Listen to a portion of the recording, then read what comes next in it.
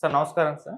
నమస్తే అండి. Sir America president Trump and Ukraine president Zelensky వీళ్ళిద్దరూ కూడా మీడియా ముందరే వాగ్వివాదానికి దిగారు సార్. ఇద్దరి మధ్య ఒక పోటీ అయితే మాటల యుద్ధం అయితే నడిచింది సార్. మళ్ళీ తర్వాత జెలెన్స్కీ మధ్యలోనే ఎల్లొచ్చేసేసారు. అసలు అంటే రష్యా ఉక్రెయిన్ మధ్య యుద్ధం జరుగుతుంది కదా, దీన్ని శాంతి ఒప్పందం కోసమనే ఈ మీటింగ్ జరిగింది. మరి శాంతి ఒప్పందం అయితే వర్కౌట్ అవ్వలేదు. కాకపోతే ఏం జరిగే అవకాశం ఉంది? ఈ వాగ్వివాదం దేనికి, మరి ఇది ఎటువంటి పరిణామాలకు దారి చేసే ఛాన్స్ ఉంది? మీరేం చెప్తారు సార్ దీనికి సంబంధించి? జెలెన్స్కీ వాకౌట్ చేయటం అనేది సబబే.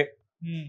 అంటే ఈయన పెద్దన్నలా వ్యవహరించే ప్రయత్నం చేశాడు ఓకే. ట్రంప్. అంటే అమెరికాకి మొదటి నుంచి కూడా ఆ కల్చర్ ఉంది, హ్మ్. పెద్దన్న కల్చర్. అందులో భాగంగానే వాళ్ళు బుల్డోజ్ చేసే ప్రయత్నం చేశారు. చాలా విచిత్రమైనటువంటి ప్రచారం జరిగింది జెలెన్స్కీ అలాగే ట్రంప్ సమావేశానికి. అదేదో ఉక్రెయిన్లో శాంతి కోసం జరుపుతున్నటువంటి సమావేశం అని చెప్పలేదు అది. వాళ్ళు ఖనిజాల ఒప్పందంలో భాగంగా అని చెప్పేసి ప్రధానంగా దాని మీద ఫోకస్ పెట్టారు. అంటే నీ ఇంట్లో సమస్యని నేను కొంతమేరకు పరిష్కరిస్తాను, నాకేమిస్తావు అన్న పద్ధతిలో మాట్లాడాడు. మాట్లాడి ఖనిజాలకు సంబంధించిన ఒప్పందం చేసుకుందాము అనే దాంతో వారిని కూర్చోబెట్టి ఇది ఫీజు కింద, వారు చేసేటువంటి సెటిల్మెంట్కి గాను ఇది ఫీజు, ఈ పద్ధతిలో డీల్ సెట్ చేశారు. సెట్ చేసి అక్కడ జరిగినటువంటి వ్యవహారాలు వేటిని పట్టించుకోవటానికి తిరస్కరిస్తున్నాడు ఆయన. పట్టించుకోను అన్నట్టు గుడ్డిగా వ్యవహరిస్తున్నాడు ట్రంప్. ఏమంటున్నాడు ఆయన? ఆల్రెడీ 20% పైన ఉక్రెయిన్ భూభాగాన్ని రష్యా ఆక్రమించుకుంది. దాని గురించి తన స్టాండ్ ఏమిటో మాట్లాడాలి ఆయన. అది లేదు, అది మాట్లాడటానికి కూడా సుముఖంగా లేడు ఆయన. రెండోది, యుద్ధం ప్రారంభించింది రష్యానే. ఉక్రెయిన్ మీద మొదటి దాడి చేసింది రష్యా. ఎందుకు జరిగింది అసలు ఈ గొడవంతా అంటే, ఉక్రెయిన్ కూడా ఒకప్పుడు సోవియట్ రష్యాలో అంతర్భాగమే.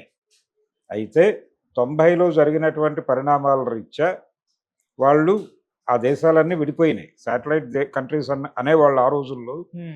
అంటే సోవియట్ సోషలిస్ట్ రిపబ్లిక్ అనే పేరుతో ఈ దేశాలన్నిటినీ, ఈ ఏషియన్ కంట్రీస్ని, కొన్ని యూరోపియన్ కంట్రీస్ని కలిపి ఒక యూనిఫై చేశాడు ఆయన. ఎవరి కార్యక్రమం నిర్వహించింది? స్టాలిన్.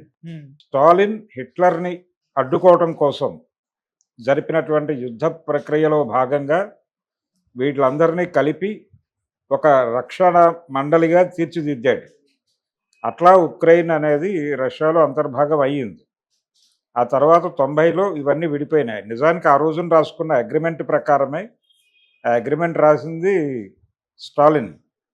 స్టాలిన్ రాసినటువంటి అగ్రిమెంట్లో మొదటి వాక్యమే విడిపోయే హక్కు రిజర్వ్ చేస్తూ కలిసి ఉందాం అని రాశాడు. ఓకే. అంటే విడిపోయే ఏ క్షణమైనా ఎవడైనా విడిపోవచ్చు అని చెప్పి మొదటి వాక్యంలోనే చెప్పాడు. చెప్పిన తర్వాత ఆ విడిపోయే హక్కు ఉంది కదా మాకని విడిపోయారు. విడిపోయిన తర్వాత రష్యా ఒకటే అయిపోయింది. అయిపోయిన తర్వాత వీళ్ళ మధ్య కీచులాటలు నడుస్తూ ఉన్నాయి. 2014 నుంచి మొదలైన యుద్ధం అది, ఈ రోజున కాదు. ఆ రోజున మొదటి దాడి జరిగింది. అప్పటి నుంచి రష్యాయే ఓవర్ యాక్షన్ చేస్తోంది ఉక్రెయిన్కి సంబంధించి. అది కూడా ఆస్తుల గొడవే, అది కూడా ఖనిజాల గొడవే, అది కూడా అక్కడ ఉన్నటువంటి సహజ వనరుల గొడవే. అదే ప్లగ్లో ఇప్పుడు వీళ్ళు ఎంటర్ అయ్యారు. ఎవరు? అమెరికా. అమెరికా ఎంటర్ అయ్యి అది కూడా కరెక్ట్గా ఆ దేశాన్ని, నువ్వు అంటే రష్యాతో ఏ ఘర్షణ అయితే ఉక్రెయిన్ అనుభవిస్తోందో, ఏ సమస్యల వలన వాళ్ళు యుద్ధం చేస్తున్నారో అవే సమస్యలు రష్యాతో పాటు మేము కూడా క్రియేట్ చేస్తామని చెప్తున్నాడు. అంటే తనకి సరెండర్ కావడం కంటే పుతిన్కి సరెండర్ కావడం మంచిది కదా వాళ్ళకి. పొరుగు దేశం. ఒక వార్నింగ్ కూడా ఇచ్చాడు ఆయన. ఈ శాంతి ఒప్పందానికి నువ్వు ఒడంబడి ఉండకపోతే, ఒప్పుదల కాకపోతే మూడో ప్రపంచ యుద్ధానికి నువ్వే తెరదీసిన వాడు అవుతావని కూడా చెప్పాడు. అది వార్నింగే. అంటే మేము కలిసి నిన్ను తొలగిస్తాం, అడ్డు తొలగిస్తామని చెప్పడమే. ఇది ఖచ్చితంగా దుర్మార్గమే. అంటే నిన్ను దీనికి అతనికి గొడవ ఉంది. ఆ గొడవ ఇద్దరిని కలిపి కూర్చోబెట్టి సెటిల్ చేయాలి. ఏమంటే మీరు వాళ్ళ భూమిని ఆక్రమించుకోవడం ఏంటి, వాళ్ళ మీద దాడులు చేయటం ఏంటి, మీరే కదా ఓపెన్ చేసింది, వెనక్కి వచ్చేయండి. మీ ఆ దేశానికి ఉన్నటువంటి ఒక స్వతంత్రతని, సమగ్రతని కాపాడాల్సినటువంటి బాధ్యత ఉంది. దానికి నిజానికి యుఎన్లో మెంబర్షిప్ రావడానికి కూడా వాళ్ళు అడ్డం పడ్డారు రష్యా వాళ్ళు. అక్కడి నుంచి మీరు ఎందుకు ఘర్షణ పడుతున్నారు ఉక్రెయిన్తో, మీరు అలా చేయడం కరెక్ట్ కాదని ఈయన పెద్ద మనిషి అయితే, ట్రంప్ లేదు అమెరికా పెద్ద మనిషి అయితే కూర్చోబెట్టి మాట్లాడాలి. మాట్లాడి ఎవరి గౌరవానికి ఇబ్బంది కలగని పద్ధతిలో ఒక ఒప్పందం చేసి వాళ్ళిద్దరితో ఒక షేక్ హ్యాండ్ ఇప్పించి పంపించాలి. అలా కాకుండా ఇది వన్ సైడెడ్ ప్రోగ్రామ్. జెలెన్స్కీని పిలిచి కూర్చోబెట్టి నేను చెప్పినట్టు నువ్వు నోరు మూసుకొని వినేసి సంతకాలు పెట్టి వెళ్ళిపో, నేను చూసుకుంటా అంటే ఏం చూసుకుంటాడు ఈయన? ఈ కార్యక్రమం చేసినందుకు గాను ఖనిజాలకు సంబంధించి వీళ్ళకి హక్కులు ఇస్తూ సంతకాలు పెట్టాలి ఆయన ఒప్పందం మీద. ఎందుకు పెడతాడు అంటే మీకు మీ పొరుగువాడితో ఉన్న సమస్యలు మేము పరిష్కరిస్తాం, ఈ ఇల్లు మాకు అప్పచెప్పి వెళ్ళిపోండి అన్నట్టు ఉంది అది. జనరల్గా వీధి రౌడీలు చేసే సెటిల్మెంట్లు.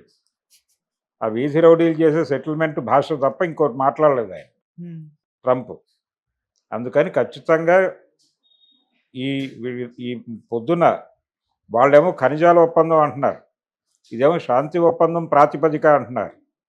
ఏ ఉద్దేశంతో అక్కడ కూర్చున్నా కానీ ఆ సమావేశం అలా రసాభాసగా ముగియటానికి కారణం ట్రంపే. ట్రంప్ తాలూకా ఓవర్ యాక్షనే, ట్రంప్ తాలూకా బుల్డోజింగ్ నేచరే, అమెరికా తాలూకా పెద్దన్న తత్వమే ఈ సమావేశం ప్రాపర్గా జరగకపోవడానికి కారణం. ఈ విమర్శలు ఆల్రెడీ ప్రపంచవ్యాప్తంగా మొదలైపోతున్న సందర్భంలో ఇప్పుడు ట్రంప్ కొత్తగా ఇంకొక ప్రకటన ఇచ్చాడు. మా తలుపులు తెరిచే ఉన్నాయి, ప్రపంచ శాంతి కోసం మేము ఏం చేయడానికన్నా సిద్ధంగానే ఉన్నాం, కాబట్టి ఆయన మనసు మార్చుకుని తిరిగి వస్తే చర్చలు పునఃప్రారంభించడానికి మేము ఎల్లవేళలా సంసిద్ధంగానే ఉన్నామని చెప్పాడు. ఇప్పుడు అమెరికన్ మీడియా జెలెన్స్కీ మీద రకరకాల వార్తలు వండి వారుస్తోంది. మొదలైపోయింది అటాక్, మొదలైపోయి వాళ్ళు చివరికి ఎక్కడ దాకా వెళ్ళారంటే ఆయన ఈ డిస్కషన్కి వేసుకొచ్చినటువంటి కాస్ట్యూమ్స్ దగ్గర నుంచి విమర్శిస్తున్నారు. ఆయన టీషర్ట్ వేసుకుని రావడం ఏంటి అమెరికన్ ప్రెసిడెంట్తో మీటింగ్కి, పైగా ఆ హాల్కు ఉన్నటువంటి ఆ కాన్వాస్కు ఉన్నటువంటి డిగ్నిటీని కనీసంగా పట్టించుకోరా, ఆయన డ్రెస్ సెన్స్ ఏమిటి, ఆయన ఏమిటి, అదేమన్నా ముందే ఆయన తిరుగుబాటు ప్రకటించడం కోసం వచ్చాడు, అందుకని ఆ కాస్ట్యూమ్ వేసుకుని వచ్చాడు అని కూడా ఆ స్థాయిలో మాట్లాడేస్తున్నారు. అది ఇది ప్రస్తుతం అమెరికా మీడియా నుంచి, అమెరికా తొత్తులుగా ఉన్నటువంటి ఇతర దేశాల మీడియాలోనూ తప్పంతా ఉక్రెయిన్ మీద వేసేసి ఉక్రెయిన్ దుందుడుకు చర్య, ఉక్రెయిన్ మూడో ప్రపంచ యుద్ధానికి కాలు దూవుతోందా, మూడో ప్రపంచ యుద్ధానికి కారణం కాబోతోందా అన్న లెవెల్లో రాసేస్తున్నారు. అటువంటి ప్రమాదాలు డెఫినెట్గా ఉండవు. ప్రపంచ యుద్ధాలు గతంలో జరిగినటువంటి 2 ప్రపంచ యుద్ధాలకి ఒక నేపథ్యం ఉంది. ప్రస్తుతం మార్కెట్ ఎకానమీ, ప్రపంచ బ్యాంకు మొత్తం ప్రపంచాన్ని రూల్ చేస్తున్నటువంటి సందర్భంలో ప్రతిపక్షము యుద్ధం జరగటం అనేది అలా జరగదు, ఆ షేప్లో జరగదు. ఇంకొక తరహా యుద్ధాలు జరుగుతాయి. ఆ జరిగే యుద్ధాలు ఏమిటి అనేది ప్రపంచానికి తెలుసు. నిధుల వేటలో భాగంగానే యుద్ధాలు జరుగుతాయి. ఇప్పుడు ఉక్రెయిన్ని అమెరికా, రష్యా రెండూ చంపేసి అక్కడ ఉన్నటువంటి రిసోర్సెస్ మొత్తాన్ని కబళించడానికి ఒక ప్రయత్నం జరుగుతోంది. ఆ ప్రయత్నాన్ని ఉక్రెయిన్ ఏ మేరకు ప్రతిఘటించగలదు, ఉక్రెయిన్కి అండగా ఎవరెవరు నిలబడగలరు అనేది తేల్చుకోవాల్సినటువంటి పరిస్థితి. ఇప్పుడు అర్జెంటుగా వీళ్ళ వెనకాల మోహరించడానికి ఎవరు సిద్ధంగా లేరు.